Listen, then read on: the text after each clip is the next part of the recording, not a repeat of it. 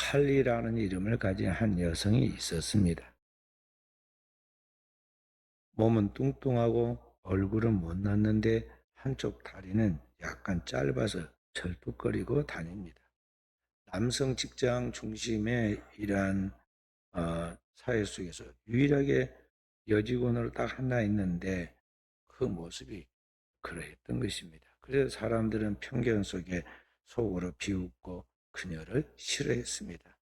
그러든 말든 그녀는 거기에 조금도 신경 쓰지 않고 거꾸로 생각하기를 그들이 지금 정서적으로 장애가 있어서 그런 거야. 그렇게 생각하고 도리어 그들을 불쌍히 여겼습니다. 많은 어려움이 있었지만은 난관에도 불구하고 이 칼리는 승진하고 또 승진해서 그 회사의 나중에 CEO가 됩니다. 그리고 그 분야의 그 지역에서뿐만 아니라 그 나라에서 내놓으라 하는 그런 그 분야의 전문가가 되었습니다. 그래서 여기저기에 그가 불려다니고 강연을 하게 되고 그래서 그의 이름만 들어도 다 아는 사람이 되었습니다. 이 칼리라는 여성이 성공하게 된 비결이 무엇일까 우리 생각해 봅니다. 이 사람은 주변 사람들의 시선, 그들이 하는 말, 그들의 나타나는 반응에 자신도 똑같이 그렇게 자기를 생각하는 것이 아니라 그가 하나님을 믿는 크리스찬으로서 독실한 크리스찬이기 때문에 자신이 누군가에 대하여 현실적 눈에 보이는 상황에 매이지 않고 하나님의 말씀에 근거해서 자신을 생각했습니다.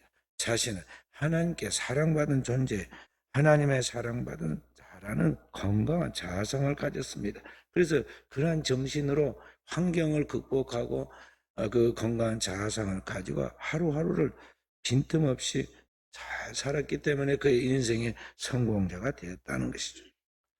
그러므로 오늘 우리도 우리의 삶이 후회하지 않는 건강한 삶, 성공적인 삶이 되려고 하면은 오늘 우리는 우리의 자아상을 확실하게 정립해야 합니다. 오늘 우리의 자아상이 어떤 자아상이냐 하는 것이죠. 오늘 이 칼리처럼 건강한 자아상을 가지면 그의 건강한 미래, 그의 운명이 결정되기 때문에 그러한 것입니다. 우리가 꼭 건강한 자아상을 확립해야 할 이유가 뭐냐면은 우리가 마음에 품은 이상, 그 이미지 이상 인간은 성공할 수 없기 때문에 그러한 것입니다. 만약 우리가 우리 자신에 대하여 우리 자신의 현실 그대로 보고 참 나는 못났어, 하찮은 존재야, 아무것도 쓸모없는 그러한 부족한 사람이야, 그렇게 하면서 낮은 자존감을 가지고 그렇게 계속 자기 자신에 대하여 그렇게 주문을 외고 나가게 되면 그는 인생의 낙오자가 되는 것입니다. 그래서 우리의 자화상이 어떠한가 우리는 늘 기도하면서 하나님의 말씀을 읽으면서 우리의 모습을 검토해 봐야 합니다. 대다수 인간이 만드는 자기의 자아상은 진정한 자기의 모습이 아니고 자기가 생각하고 있는 그 잘못된 시각을 반영하는 경우가 많습니다. 아니면은 다른 사람들이 그를 부르고 있는, 보고 느끼고 그렇게 생각하는 것을 말하는데 그 판단에 따라 자기가 그렇게 그런 사람이라고 자기를 생각하고 있는 것이죠. 인간의 생각은 금방금방 변합니다. 변덕스럽습니다. 그 변덕스러운 기준에 따라서 그것을 자기라고 생각하는 것은 어리석은 일이죠. 예를 들어서 오늘 부모가 우리에게 부르는 그런 이름들이 있습니다. 다른 사람들이 그 사람에게 대하여 너는 이런 사람이야 하고 말하는 기준들이 있습니다. 그런 것들을 그대로 받아들여 가지고 자기라고 생각하면서 생각한다면은 그게 바로 자기의 모습, 자기의 자화상이 되고 만다는 것이죠. 패배에 익숙한 사람들은 항상 잘못된 사고방식을 가지고 생각하고 행동합니다.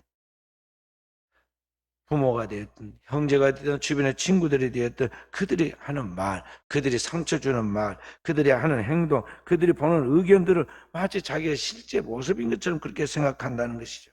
왜곡된 자아상을 갖습니다. 맑은 영을 갖는 사람들이 말하는 것이 아닌 정말 맑은 정신을 가진 사람들이 보고 판단하고 말하는 것이 아닌 잘못된 사람들이 말하는 것을 그대로 받아들인다는 거죠. 마치 그것은 무엇과 같으냐면 이 거울이 깨졌는데 깨진 그 거울을 바라보면서 그 금이 가 있는 왜곡되어 있는 자기의 그 얼굴을 그게 실제로 자기까지 생각하고 그렇게 살아가는 사람과 똑같다는 것이죠. 이렇게 일그러진 자아상, 잘못되어 있는 그러한 자기의 모습을 가지고, 그런 인격을 가지고 있는 사람은 그런 시선으로 다른 사람을 보고 판단을 합니다. 그런 생각으로 자기를 생각하면서 판단하고 말합니다. 그러니까 결국에는 이런 잘못된 것들은 잘못된 결과를 낳게 되고 있어요. 그래서 이 거울이 깨진 거울로 보고 그대로 만약에 그게 진짜인 줄 알고 그대로 따라서 했다가는 나중에 결과가 낭패가 되듯이, 어느 우리가 우리의 잘못된 자아상을 가지고 나가면 마침내 우리는 그게 현실이 되어서 우리의 인생이 실패하게 되고 낙오하게 된다, 그런 말이죠. 그렇죠. 잘못된 그 자아상, 잘못되게 형성한 이 자아상은 오늘 우리 안에서 우리의 의식이 있는데, 그 의식과 더 나아가서 그 속에 무의식이 있는데, 그 무의식 속에서 마치 이 모든 의식과 무의식을 관리하는 관리인처럼 우리의 운명을 관리해요. 그래서 우리의 인생을 낭패하게 만든다는 것이죠. 마치 자동차의 자동 속도 조절 장치가 딱 한번 거기다 버튼을 눌러놓으면 아주 그 속도로만 그렇게 가야 하는 줄 알고 차가 밀린데도 시속 100km로 가고, 지금 차 하나도 없기 때문에 뒤에 차들이 빠르게 130km 가고 있는데 자기 차는 그대로 100km만 가고 있듯이, 이게 지금 그렇게 가고 있다는 거죠. 그래서 잘못된 자아상을 가지고 있는 그 인생은, 그 인생 자체가 결국 망가지게 되고 있어요. 그래서 우리의 인생이 성공하느냐 성공하지 않느냐, 운명이 따로 있는 것이 아닙니다. 운명은 자기가 만들어가는 거예요. 자기가 자기 안에서 형성된 그런 것들을 가지고 운명을 축복되게 만들어가는 사람도 있는가 하면 자기 인생을 망가뜨리는 그러한 사람도 있다는 것이죠. 그래서 우리가 어떻게 이 죄악된 세상, 또 병든 사회 속에서, 또 일그러진 이 자아상을 가지고 있는 우리 죄인들 속에서 어떻게 우리 자신이 하나님의 빛을 세상에 비추는 사람들로서 건강한 자아상을 가지고 세상에 하나님의 뜻을 전달하며 나갈 수 있을 것인가? 오늘 하나님의 말씀이 그 답을 우리에게 해주고 있습니다. 오늘 본문에는 소경 두 사람 이야기가 나오죠. 두 소경의 현실은 너무나 비참합니다. 타고난 장애인입니다. 그리고 가진 것도 없는 가난한 사람들입니다. 주위에 그들을 도와줄 수 있는 영향력이 있는 사람이 한 사람도 없습니다. 자, 이 정도 되면 사람들이 자기 자신에 대하여 좋게 생각하고 자기의 운명에 대하여 밝게 생각하고 희망을 가지고 살아갈 수 있을까요? 이 두 사람은 다른 사람들의 관점이나 스스로 자기가 볼 때 자신의 환경과 처지에 생각이 묶여가지고 자기를 포기하거나 부정적으로 그렇게 언행하지 않았다는 것이죠. 오늘 이 소경에게 그 당대에 계속 다니신 그 예수 그리스도에 대한 소문을 듣게 됩니다. 예수 그리스도에 대한 소문은 일파만파로 그 당대의 센세이션을 불러일으켰잖아요. 병든 사람들을 치유해주고, 절망과 좌절 속에 있는 사람들에게 희망의 메시지를 던져주고, 굶주린 사람들에게 먹을 것을 주고, 그리고 심지어는 죽은 자도 살려내는 그 주님에 대한 소식을 이 두 소경도 들었습니다. 그런데 이 두 사람이 그 소문을 그냥 듣는 것에 끝나지 않고 그 마음속에 하나님의 말씀을 믿는 믿음이 생겼습니다. 그 귀신 들린 자를 쫓아내고 병든 자를 낫게 한 바로 그분이 오늘 똑같은 처지에 놓이는 나도, 비록 태어나면서부터 이렇게 보지 못한 사람이 되었지만은 오늘 우리도 치유하고 회복시킬 수 있다는 그런 믿음을 가졌습니다. 그리고 그 건강한 믿음의 자아상을 가지고 그는 생각하고 말을 합니다. 주님께서, 예수님께서 우리를 반드시 고쳐주실 거야. 나의 인생도 바뀌고 나의 운명도 바뀌고 나에게는 하나님이 주시는 새로운 소망이 있을 거야. 그런 생각을 가졌습니다. 그리고 그런 생각을 갖자 마침내 예수 그리스도께서 그들 앞에 다가오십니다. 소문은 끝나지 않고 그들의 삶, 그의 삶에 기회가 주어집니다. 하나님은 구하고 찾고 두드리는 자에게 길을 열어주십니다. 소경이라고 어디 가지 못하니까 주님이 찾아오셨어요. 주님이 그들 가까이 거기 오셨고 그들 가까이 오셔서 지나간단 말을 들었을 때 두 소경은 그 타이밍을 놓치지 않고 믿음으로 외칩니다. 28절 함께 읽습니다. 예수께서 집에 들어가시면 맹인들이 그에게 나오거늘 예수께서 이르시되 내가 능히 이 일 할 줄을 믿느냐 대답하되 주여 그러하오이다. 아멘. 여기 소경은 외쳤어요. 다윗의 자손 예수여 우리를 불쌍히 여기소서. 우리를 불쌍히 긍휼히 여겨달라 그런 말. 근데 예수님이 빨리 안 걸쳐주고 뭐라고 물어보냐? 내가 능히 이 일을 할 줄을 믿느냐? 진짜 내 안에 내가 구주이시고 세상을 구원하는 구주이시고 너를 구원할 수 있는 그 능력을 가지는 하나님의 아들 메시아이라는 걸 믿느냐? 그런 것이죠. 주님이 몰라서 묻는 게 아닙니다. 그들의 진정한 믿음이 있는지 그리고 그 믿음을 모든 사람들이 들을 때 자신 있게 공적으로 선포할 수 있는지를 지금 듣고 싶어 한 것이죠. 도소경은 단단한 믿음으로 대답하죠. 주님 그렇습니다. 주님께서 저희를 고칠 것을 의심 없이 믿습니다. 주님이야말로 하늘로부터 오신 하나님의 아들이시기 때문에 전능하신 주님이 천지를 창조하듯 오늘 나를 치유해내실 줄을 믿습니다 하고 고백하죠. 그래서 예수님께서 저희 눈을 만지시며 선포했어요. 눈을 만졌다. 그래서 긍휼히 여겼다는 거죠. 그동안 얼마나 못 보고 이 눈 때문에 설을 많이 받았느냐 그런 것이죠. 그래서 딱 눈을 아기 만지듯이 만져주고 선포 간단하게 말씀하지 뭐라고 그럽니까? 너희 믿음대로 되라. 29절에 너희 믿음대로 되라. 그랬더니 어떻게 돼요? 그 다음 말씀이 그 눈들이 밝아진지라. 주님의 말씀 한마디에 너희 믿음대로 되라 하는 그 말씀 한마디에 무에서 유를 창조하시는 하나님의 역사가 죽은 자를 살려내시는 주님의 생명의 부활의 역사가 여기 소경의 두 눈에 나타났어요. 그래서 시력이 회복되고 그 눈이 밝아져서 보게 됐다. 기적이 한순간에 일어났습니다. 자신의 삶에 늘 그런 일이 있으면 얼마나 좋을까 꿈꾸던 그의 상상이 한순간에 현실이 되어서 펼쳐지게 됩니다. 오늘 이 사건에서 불행한 이 소경의 상황을 단 한 번에 바꾼 것은 뭐냐? 믿음입니다. 소경이 가진 그 믿음.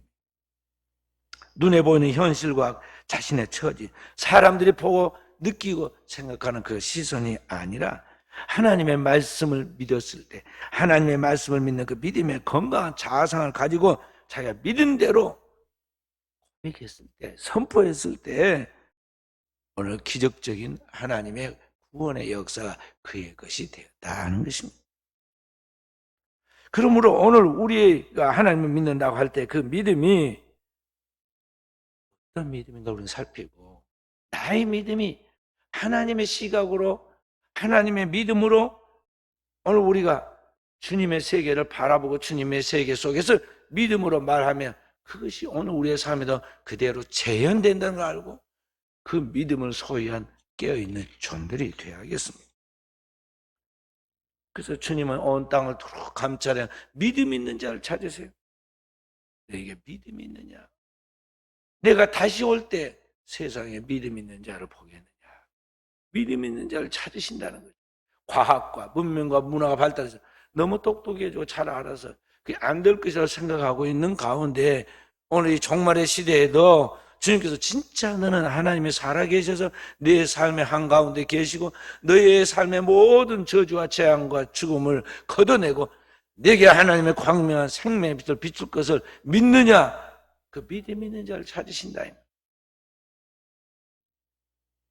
그래서 그 믿음 있는 자를 보면 주님은 기뻐하십니다.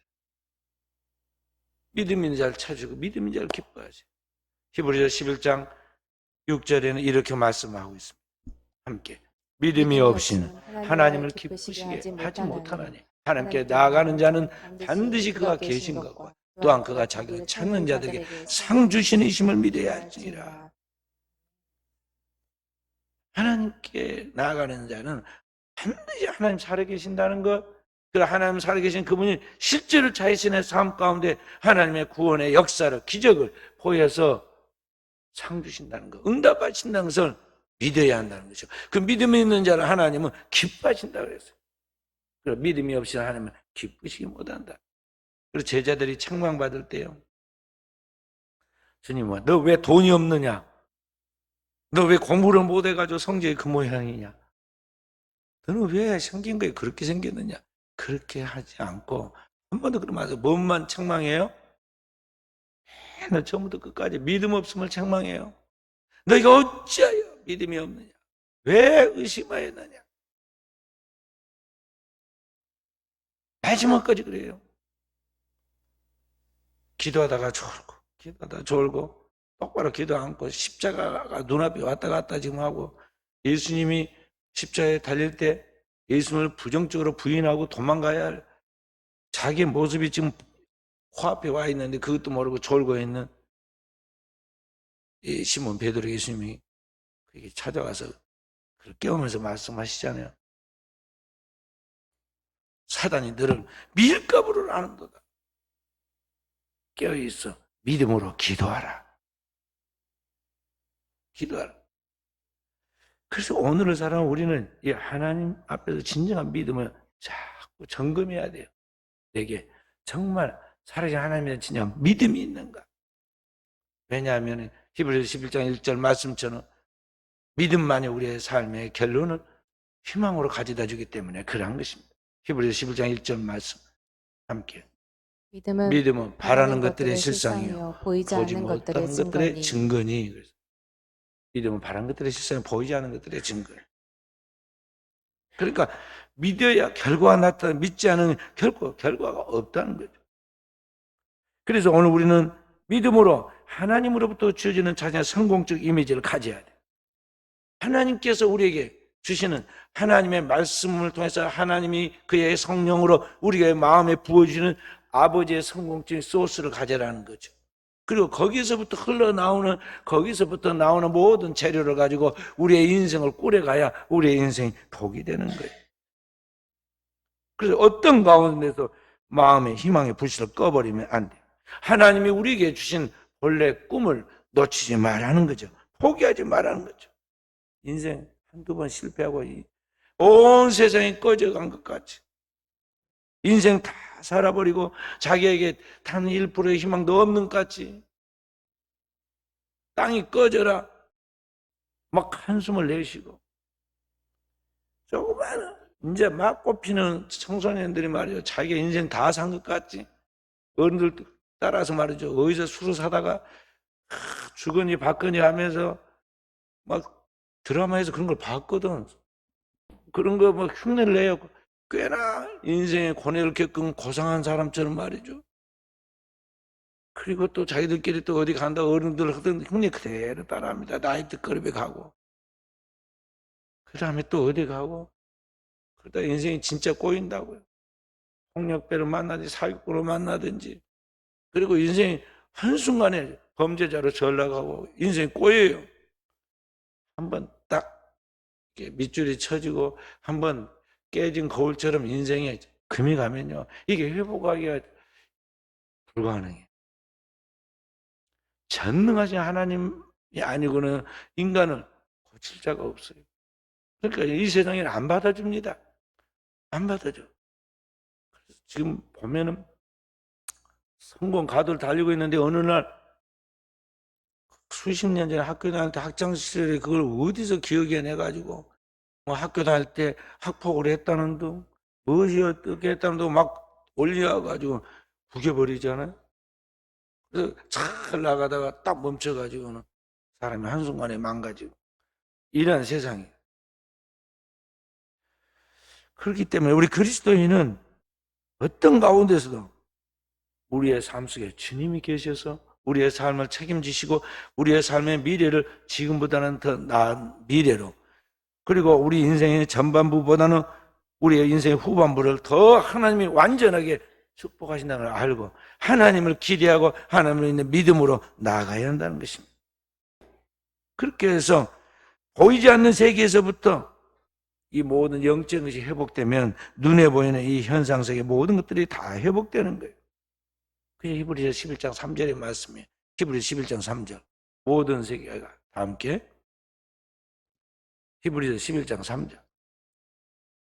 믿음으로 모든 세계가 하나님의 말씀으로 지어진 줄을 우리가 아나니 보이는 것은 나타난 것으로 말미암아 된 것이 아니니라.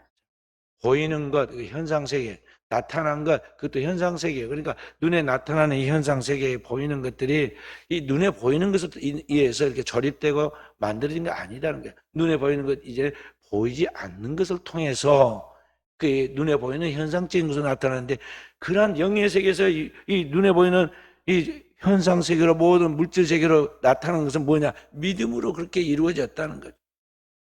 그렇기 때문에 오늘 우리 그리스도인들은 그 영혼의 건강한 자아상을 가져야 돼요.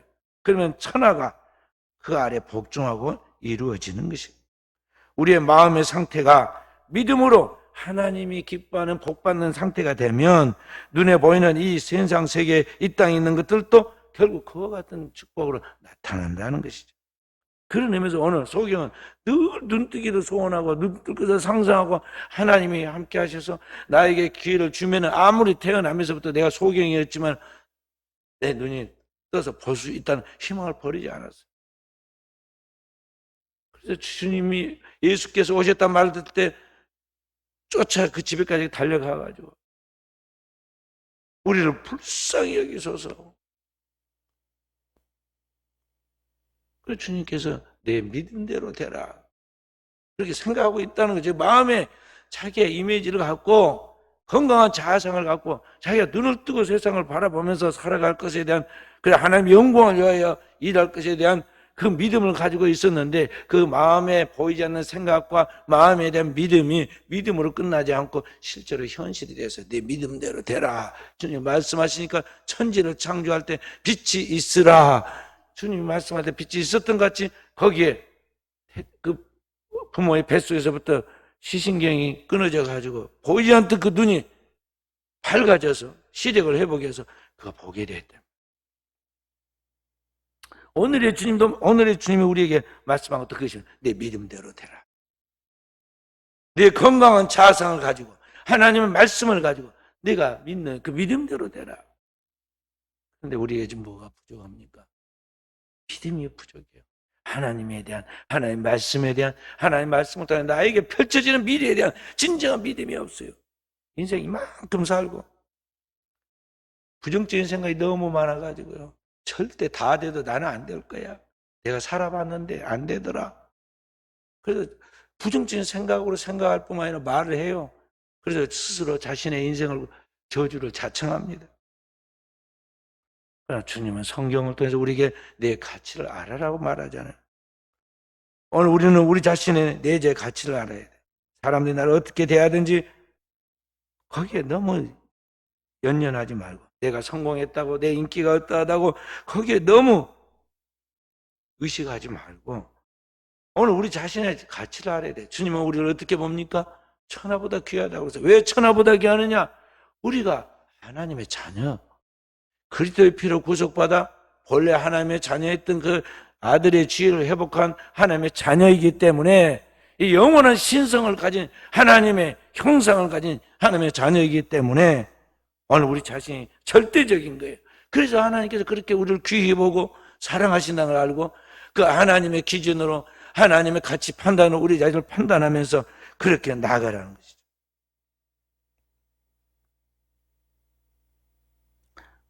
오늘 주님께서는 우리에게 서로 사랑하라. 내가 너에게 새 계명을 주는 서로 사랑하라. 그럴 때요. 서로 사랑하는 그 사랑의 우선순위가 어디에 있느냐 하면 남을 사랑하기 가기 전에 먼저 하나님의 창조한 내 자신을 사랑하는 것은 기본으로 들어있는 이야기. 하나님의 형상과 모양으로 나를 창조하였고 내 생명을 주려고, 내게 생명을 주려고 그 아들 예수를 보내서 우리를 죄에서 구속해 준 하나님의 자녀예요. 그렇기 때문에 먼저 자기 자신을, 자기의 영혼을 사랑해야 돼. 자신을 존중하라는 거. 그리고 나서 내 자신을 충분히 사랑할 때 자신이 이제 여유가 생기는 겁니다. 그래서 다른 사람도 나처럼 하나님의 긍휼에게서 그 피로 구속하였으니 그 하나님이 사랑하는 그 자녀를 나도 사랑으로 섬겨야겠다. 그런 마음이 생기는 거예요. 하나님은 우리가 한두 번 실수했다고 그래가지고 우리를 당장 미워해가지고 우리를 버리시는 그런 분이 아니세요. 우리는 성질이 급해가지고 그냥 즉흥적이잖아요. 근데 하나님 그런 분이 아니세요. 세상에 완벽한 사람은 하나도 없습니다. 다 흠이 있고 다 실수하고 해서는 안 될 행동들을 합니다. 근데 하나님 뭐냐? 예쁜 것만 봅니다. 잘한 것만 보고 우리의 장점만 보죠. 부모가 꼭 자녀들 대할 때 그 많은 실수 다 잊어버리고요. 자녀를 향하여 예쁜 것만 보잖아요. 왜 그러느냐? 자녀가 아직 자라는 과정 중에 있기 때문에 우리는 다 아이의 실수를 덮어줍니다. 넘어갑니다. 성장 과정이거든요. 하나님이 우리를 보실 때도 그렇습니다. 100년도 못 살고 가는 인생들이 얼마나 이 실수가 많겠어요. 그 성장 과정 중에 실수가 있구나. 하나님 보시고 그걸 보는 게 아니라 그리스도 예수 안에서 우리에 대한 하나님 본래의 그 하나님 목적을 따라서 하나님의 영광을 위하여 지음받아 하나님 살아가는 그 본래 우리의 모습을 본다는 거예요. 그래서 하나님께서는 끊임없이 우리를 용서해 주시죠. 70번씩 7번이라도 할지니라. 그 말이 끝없는 용서다는 것이죠. 하나님은 제2의 두 번째 기회를 주십니다. 탕자를 다시 받아서 끝없이 사랑해 주는 부모처럼 우리의 인생을 그렇게 만들어 가시는 분이시다.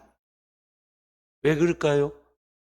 우리의 가치를 알기 때문에 하나님께서는 그렇게 가치 있는 자를 지으셨기 때문에 그래야 하는 거죠. 그래서 그리스도인은 건강한 자아상을 가질 때 먼저 자신의 가치에 대하여 내가 얼마나 하나님의 사랑받는 존재인가를 알아야 하는 것이죠. 알아야 돼. 회장로님 돈 있으면 나 5만 원 줘봐요. 5만 원짜리 있어요? 누가 5만 원짜리 있으면 줘봐요. 없어? 돈 우리 교인들은 우리 장로님 5만 원짜리 있어요? 아, 저 주십시오. 네.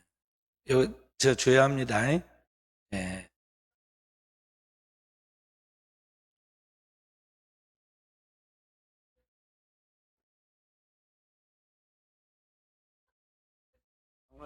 헌금을 다 쎄도 못 해놨네. 자, 요 5만 원 가치가 있어. 서령아, 이리 나와봐. 물어봐야겠다, 서령이야. 이 5만 원으로 뭐 할 수 있냐? 요 종이, 조그만 종이야, 이게 사실은 지폐가. 조그만 종이인데, 뭐 할 수 있어? 요걸로, 뭘 살 수 있냐, 이 정도면? 어? 밥,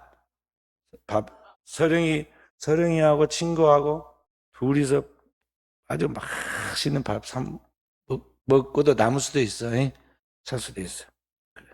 근데 이게 이제 이래. 근데 이게 내가 이게 구겨버려. 다 버려. 완전히 구겨버려. 이제 종이가 어디 쓸 수도 없어요. 구겨버려서. 근데 요거로 밥 살 수 있냐 없냐? 살 수 있어? 요 구겨버렸는데 이게 형편없이 돼버렸는데 그래도 살 수 있어? 왜 그래? 그렇지. 설교 잘 들었네. 이 돈의 가치 때문에 그래. 구겨지고 형편없는 거 이래도 에이 못 써. 이거 버려버려야 돼. 버렸어. 버렸는데 버렸어도 서령이가 좋으면 어때 서령이? 가서 뭐 쓸 수 있어? 그 버렸는데 그래도 가서 살 수 있어. 그죠? 왜 그래? 너 이제 너 할머니 돈이 네 돈이다. 가지고 들어가. 응. 왜 그러느냐? 이 돈의 가치 때문에 그런 거죠. 인생이란 그렇습니다. 우리 인생이 우리가 생각할 때는 완전히 망가져가지고 쓸 수 없는 페인이고, 그렇지만 숨을 코로 쉬고 걸어다니고 의식이 있어서 살아 활동할 수 있으면 절대 끝난 게 아니에요. 죽어서 땅속에 딱 묻혀가지고 티끌이 되기 전에는 끝난 게 아니에요.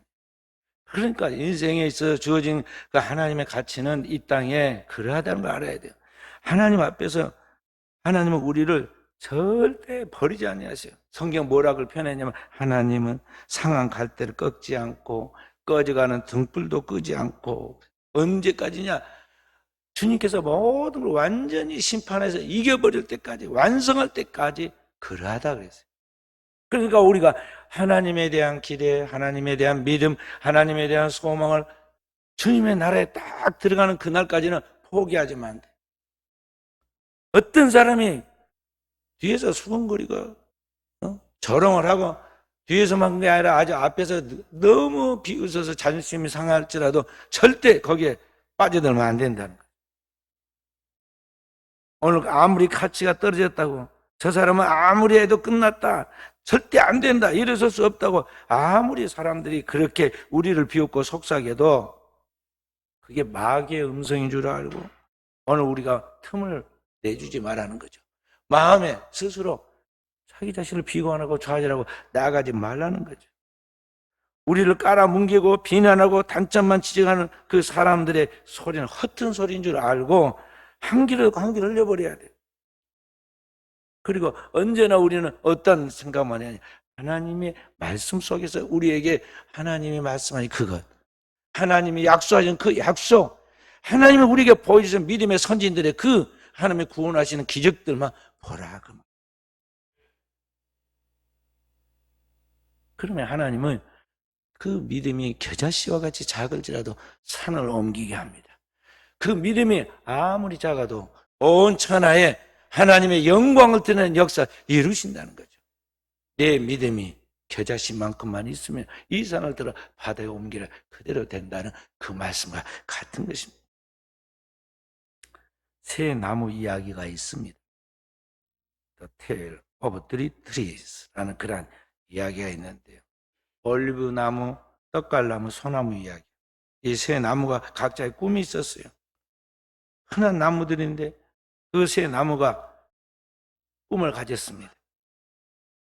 여기 올리브 나무는 자기는 화려한 보석 상자가 되어야겠다는 꿈을 가졌습니다. 떡갈나무는 위대한 왕을 싣고 가는 거대한 배가 되는 꿈을 가졌습니다. 소나무는 높은 산 위에서 청정함으로 창조 섭리를 이루어가는데 쓰임받아야겠다는 꿈을 가졌습니다. 그런데 그 나무들의 꿈이 어찌 됐을까요? 나중에 이루어졌다는 것이죠. 나중에 화려한 보석 상자가 되는 꿈을 가진 올리브 나무는 이 세상에 가장 값진 진주인 예수 그리스도의 요람이 된 구유가 되었고, 말로 구유가 되었어요. 음식 담는. 또 위대한 왕을 싣고 가는 거대한 배가 되기를 소원해 떡갈나무는 만왕의 왕으로 오신 예수님을 모시고 천하의 복음을 전하는 갈릴리의 그 조그만 낚싯배가 되었어요.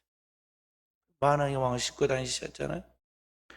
높은 산에서 청정함으로 창조 섭리를 이루기 원했던 이 소나무는 어느 날 재수 없이 번개를 맞았는데 재수 없이 자기가 이렇게 끝났나 했더니 그 번개 맞은 나무가 잘 잘라지고 다듬어졌는데 골고다 언덕 위에 예수님이 짊어진 십자가가 나중에 되어서 쓰임 받았어요. 그래서 그 목적대로 창조의 섭리를 이루는 영광을 이루는 그런 일에 쓰임 받았다는 거죠. 새 나무 모두 스스로 자신에 대해서는 가치를 상실했다고 생각했지만 하나님의 그 나무들의 가장 소중한 일에 쓰임 받도록 그들의 꿈을 승화시켜서 높여주었다 이 말이죠. 오늘 우리에게도 마찬가지입니다. 우리가 이 땅에서 여러저러한 꿈들을 가집니다. 그것은 차원이 낮은 이 세상의 이 나무의 꿈과 같은 꿈입니다. 하나님 우리 꿈을 높여주십니다. 성령으로 승화시켜서 높은 꿈으로 완성시키십니다. 하나님의 나라와 하나님의 의를 이루어가지고 가고 그 나라의 영광을 이 땅에 드러내고 하나님의 나라에까지 그 영광을 나타낼 수 있도록 우리를 하나님이 사용하신다는 것이죠. 꿈을 이루시는 하나님이 바로 오늘 우리의 하나님, 나의 하나님. 그렇기 때문에 오늘을 사는 저와 우리 사는 성도들이 나의 자아상을 잘 검토해보고 건강한 하나님 기뻐하는 자아상으로 우리를 만들어가는 깨어있는 종들이 되어야겠습니다. 주님 오늘 말씀하십니다. 내 믿음대로 되라. 내 믿음이 너를 구원하였느니라. 오늘도 저와 우리 사는 성도들이 이런 하나님의 꿈을 가지고 건강한 자아상으로 세상 속에 그리스도를 보여주는 깨어있는 이 시대의 종들이 되어지기를 주님의 이름으로 축원드립니다.